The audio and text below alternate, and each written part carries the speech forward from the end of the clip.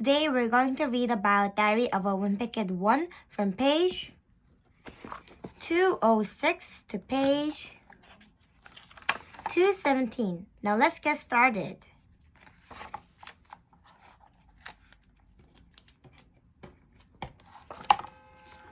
Monday. This Zooey Mama thing has really got me worked up. Rolly is getting all the credit for a comic that we came up with together. I figured the least he could do was put my name on the strip as the co-creator. So I went up to Rolly after school and told him that's what he was gonna have to do. But Rolly said Zooey Mama was all his idea and that I didn't have anything to do with it. I guess we must been talking pretty loud because the next things you knew, we attracted a crowd. Fight. The kids at my school are always itching to see a fight. Me and Rolly tried to walk away, but those guys weren't going to let us go until they saw us throw some punches. I've never been in a real fight before, so I didn't know how I was supposed to hand or hold my fists or anything. And you could tell Rolly didn't know what he was doing either, because he just started prancing around like a replicant. I was pretty sure I could take Rolly in a fight, but the thing that made me nervous was the fact that Rolly takes charity.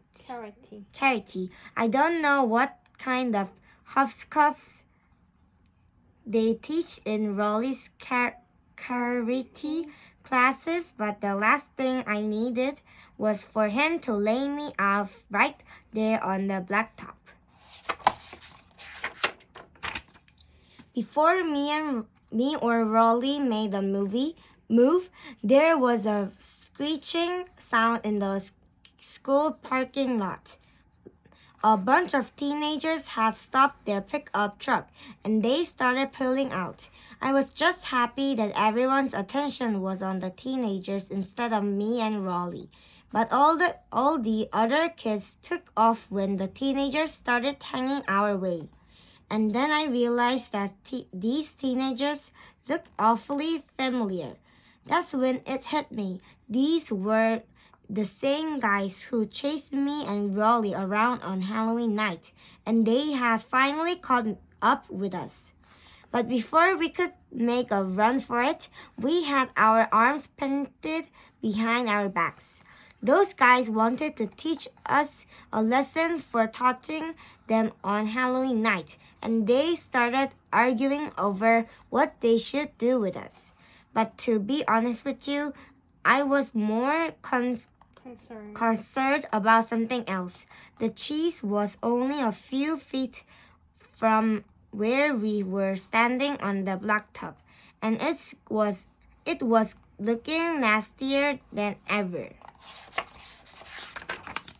The big teenagers must have caught my eye, because the next thing I knew, he was looking at the cheese too, and I guess they gave him the idea he was looking for. Rolly got singled out first. The big kid grabbed Rolly and dragged him over to the cheese.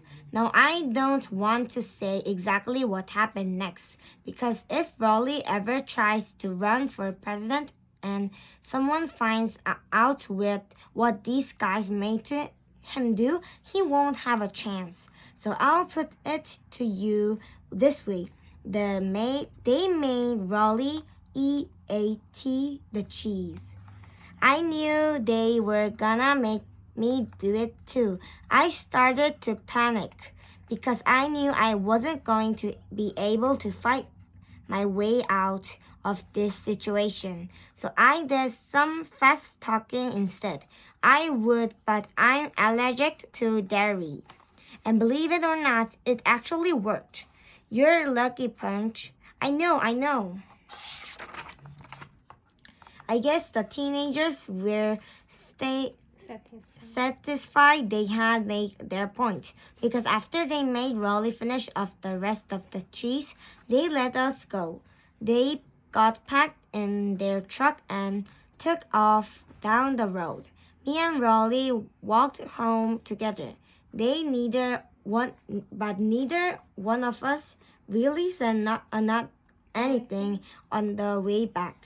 I thought about mentioning to Raleigh that maybe he could have pulled out a couple of his karate moves back there, but something told me to hold off on that thought for right now. Tuesday.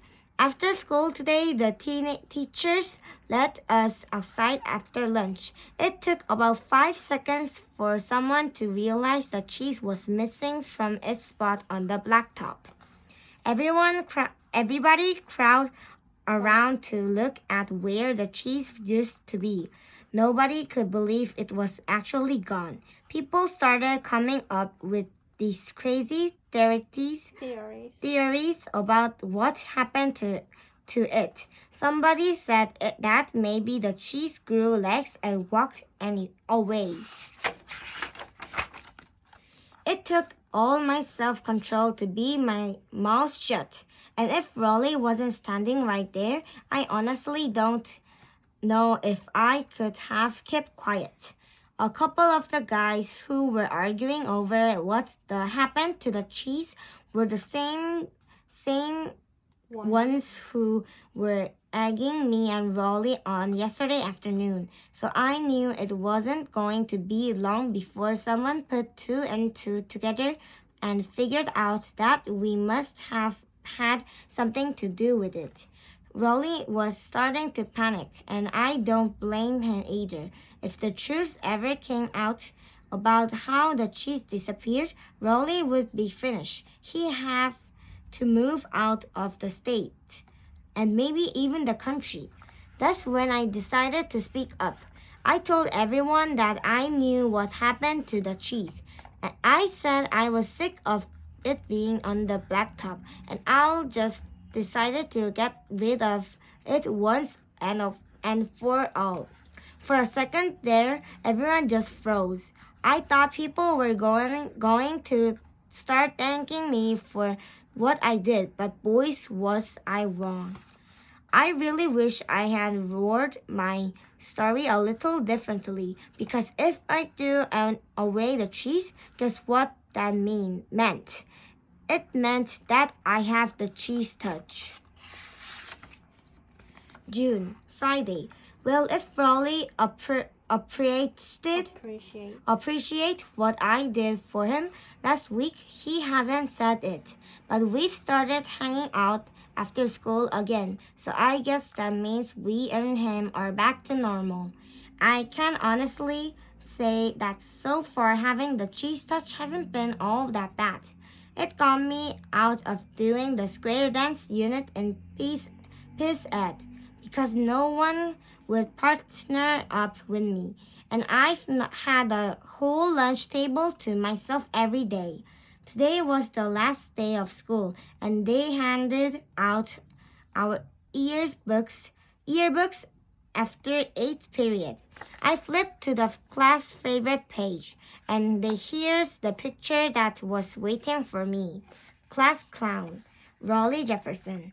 All I can say is, if anyone wants a free yearbook, they can dig one out of the trash can in the back of the cafeteria.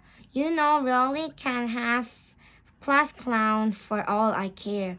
But if he ever gets too big for his britches, I'll just remind him that he was the guy who ate the you-know-what. So today we read about Diary of a Wimpy Kid 1, and it's finally done. Thank you for watching Diary of a Wimpy Kid 1 series, and next time we will start with a new book. Bye!